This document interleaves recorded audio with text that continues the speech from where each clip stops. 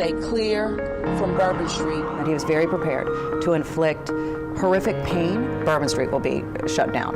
He was hell-bent on creating the carnage and the damage that he did. And these folks right here are going to make sure that justice is served.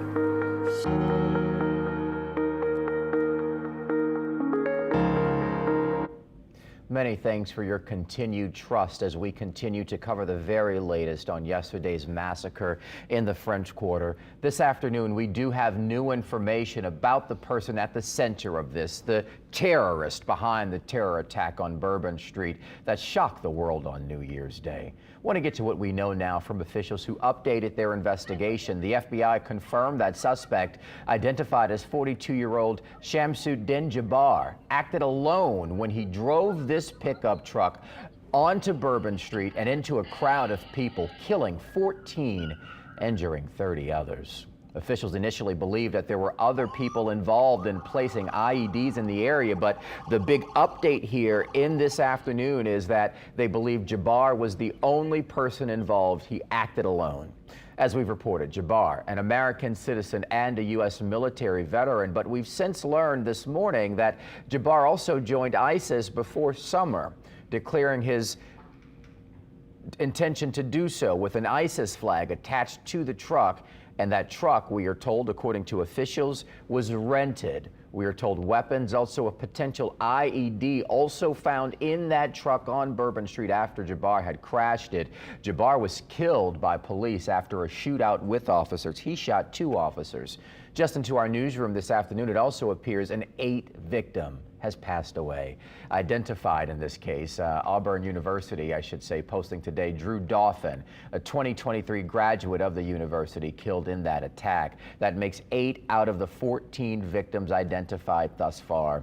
Their names here on your screen, beginning with 18-year-old Nakira Cheyenne Dideau, St. Thomas More alum Tiger Besh, Nicole Perez, a mother with a 4-year-old from Metairie, Reggie Hunter from Baton Rouge, Superdome technician Matthew Tendorio, University of Atlanta student Kareem Bawadi, and Archbishop Shaw alum Hubert Gautreaux also now add Drew Dauphin to that list.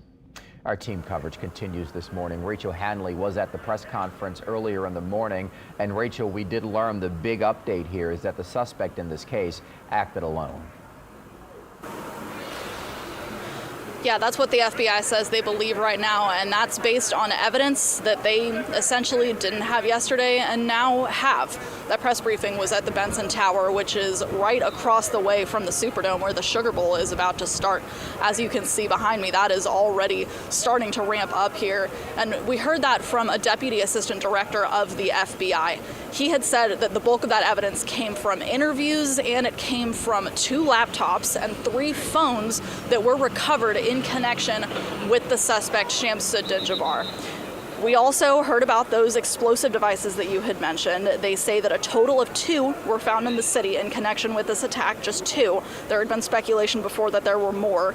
They also say that there is surveillance video of the suspect placing them, 1 on Bourbon and 1 2 blocks away.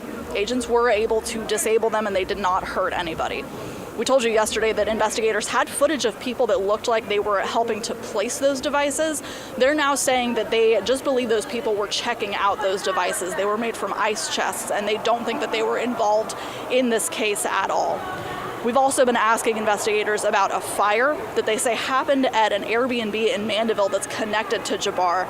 It started after he had already been killed by police, and so that had been adding to that speculation that he didn't act alone. But today, an investigator said there are a few possibilities as to how that fire could have started without him or anybody else there.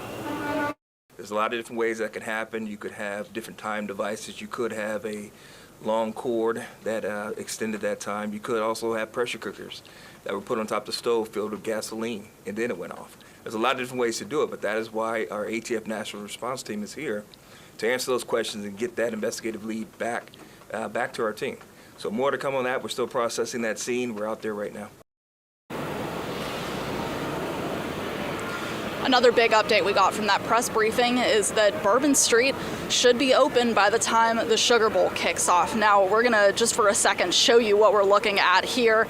This is a tailgate event that's starting ahead of the Sugar Bowl, and you can see the events of the last 36 hours and the game being postponed is not really slowing down the crowds here. There are still a lot of people who have come out to enjoy this game between the University of Georgia and Notre Dame. The kickoff is supposed to be for 3 p.m. Mayor LaToya Cantrell had said that she is hoping to have Bourbon Street open before that kickoff, so that means that that'll happen sometime before then. And she says that she is, quote, confident that everybody will be able to come out to this area and to the area where the attack happened and be safe today. At the Superdome, Rachel Handley, WWL, Louisiana. Appreciate your reporting, Rachel. Thank you. Authorities also urging those who do have plans to go to the game to get there early. You see people heeding that advice there in Rachel's live shot. We're also learning more about the driver of that truck, Shamsuddin Jabbar, and his involvement with the terrorist group ISIS. That's one development among many confirmed by authorities this morning. Our Mike McDaniel is live at Bourbon and Dumaine to talk more about that. Mike. Hey there, Brendan. Yeah, we found out pretty early on that Shamsuddin Jabbar was possibly associated with some type of terrorist organization, confirmed, in fact, by the FBI, which said to us yesterday that that ISIS flag was discovered on the back of that truck, that rented truck he got from Houston. Now, according to the FBI, he did pick up that truck on December 30th out of Houston, Texas. Then the following evening, on the 31st, that's when he made the trip over here to New Orleans. According to the FBI, he posted 5 videos before the attack online, proclaiming his allegiance to the terrorist group ISIS. Now, there were 5 videos in total, all time-stamped between 1:29 a.m. and 3:02 a.m. yesterday. That, of course, the last one being just minutes before he drove that truck through a crowded Bourbon Street, killing 14 people and injuring more than 24 others. Now, while the FBI is still unsure about why he chose New Orleans, the presumption, of course, is that he knew it would be a crowded place. The FBI did reveal today that New Orleans may not have been his initial target. In the first video, Jabbar explains he originally planned to harm his family and friends, but was concerned the news headlines would not focus on the, quote, war between the believers and the disbelievers, end quote. Additionally, he stated he had joined ISIS before this summer. He also provided a will and testament.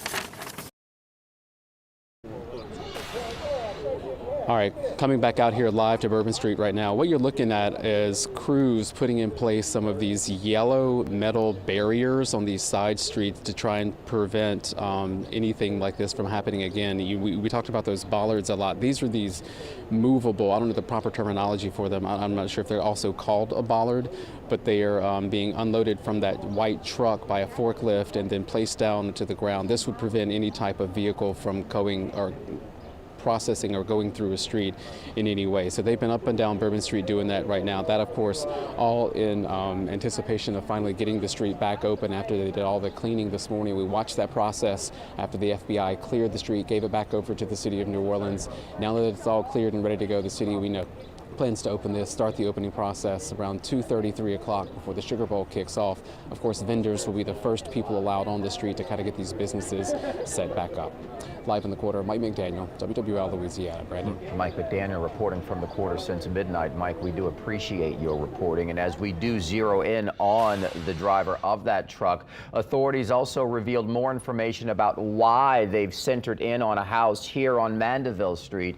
This is new video shot this morning of investigators still on scene there. You see everything taped off. Authorities do tell us that the suspect stayed at an Airbnb there at that house. They also say that they recovered 2 laptops, also 3 phones linked to the suspect. Those 2 laptops recovered from the house there in Mandeville, on Mandeville Street, I should say. And authorities say because of that information, they were able to deduce that he acted alone. That house, though, they were drawn to the attention because it was set fire. Authorities looking into what may have caused the fire, but they say that there could have been many reasons that that place caught fire after the suspect was shot and killed on Bourbon Street by police. More video for you this morning out of the Houston, Texas area where authorities raided his home there, as we told you, from the Houston, Texas area. That is video you see right now, these aerials of the FBI, which also tweeted that because of the nature of their investigation here, they're not going to speak on what they found specifically at the house there in the Houston area. area, but we can tell you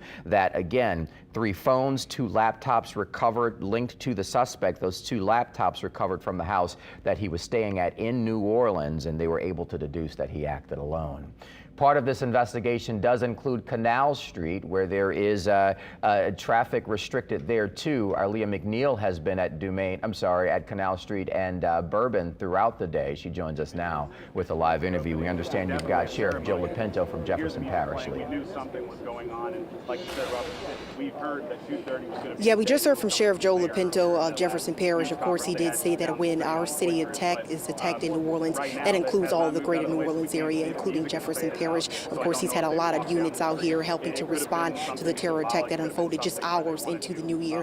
Where we are right now at the intersection of Bourbon and Canal, where there's still a very heavy law enforcement presence just beyond the side of this Jefferson Parish vehicle. We just saw Mayor LaToya Cantrell, of course, Sheriff Joe Lopinto, Superintendent Ann Kirkpatrick, and among several other dozens of other city leaders and law enforcement officials, and even a brass band proceed down Bourbon Street, kind of doing what we do best here in the city of New Orleans, acknowledging the situation, a horrible terror attack that we have, but of course returning music to this part of our city, the heart of our city, the heart of the French Quarter, and really a lot of what we do here in New Orleans. So we're still waiting to hear more about from Superintendent Ann Kirkpatrick about what exactly they're doing and to ensure that everyone is safe when Bourbon Street does reopen. Last we heard from the latest update from city officials, they do plan to reopen at 2:30, but of course with the way things are moving now, the pace that things are moving now, it looks like things may open up a little bit before that, and the anticipation is high. There are several Georgia fans, Notre Dame fans, kind of standing along the side right outside the police tape, just waiting for it to reopen. So again, city officials are now parading down Bourbon Street, preparing to reopen this afternoon. Of course, we'll let you all know when that happens. Sending it back to y'all in the studio. All right, Leah, thank you. Leah McNeil reporting from Canal Street at Bourbon. You can see officials are beginning the process of opening up Bourbon Street. Supposed to happen at 2:30, 30 minutes before the game, but Leah saying that it seems it may happen sooner since things are moving quite quickly. Dozens of people remain in the hospital. Remember, some 30 people were hospitalized, and today those across the country are looking for ways to help. A big way to do so is by donating blood to the blood center, which is already dealing with a critical shortage there. They're hosting an emergency blood drive to address that critical need for donations. Want to get a look at the line yesterday after we told you about the shortage from our Meg Ferris, who reported live, showing you those nearly empty coolers. All New Orleans area locations, they're open today until 7, but the Pelican Athletic Club in Mandeville, also the Blood Center corporate office, they're set to close today at 5. And the New Orleans St. Vincent de Paul location on Canal Street is set to close at 6. Again, a desperate need for blood donations, especially, officials say, if you have type O blood. So if you are healthy, if you are at least 18 years old, the Blood Center does want you to consider making a donation. As for 16 and 17-year-olds, you can donate, but you do need your parents' permission. You also can help victims and their families by donating to the United Way of Southeast Louisiana. 100% of that money, we are told, will go toward those impacted by this act of terrorism. You also can help by donating to the Greater New Orleans Foundation. They have launched a New Year's Day Tragedy Fund, as it's called, to help victims of the attack and also families. Saints player Cam Jordan announced that he himself is donating $25,000 to that fund.